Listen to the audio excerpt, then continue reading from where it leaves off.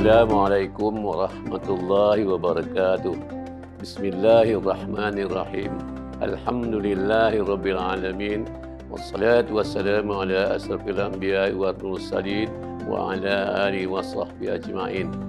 Alhamdulillah, syukur kita kehadirat Allah Subhanahu wa taala kerana saban tahun kehadiran Ramadan termasuk Ramadan 2026 ini mengajar kita erti kesabaran, keikhlasan dan membuka ruang untuk kita terus meningkatkan ketakwaan kita kepada Allah Subhanahu wa taala dalam setiap aspek kehidupan.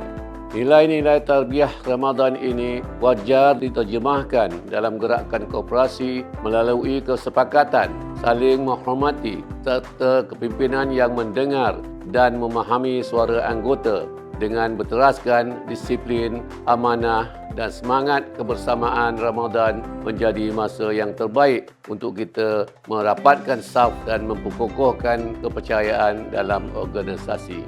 Saya mengucapkan selamat menyambut Ramadan Al-Mubarak kepada seluruh warga koperasi.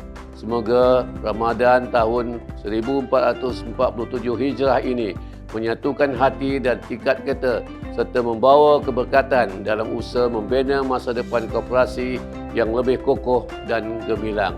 Wabillahi taufiq. Assalamualaikum warahmatullahi wabarakatuh.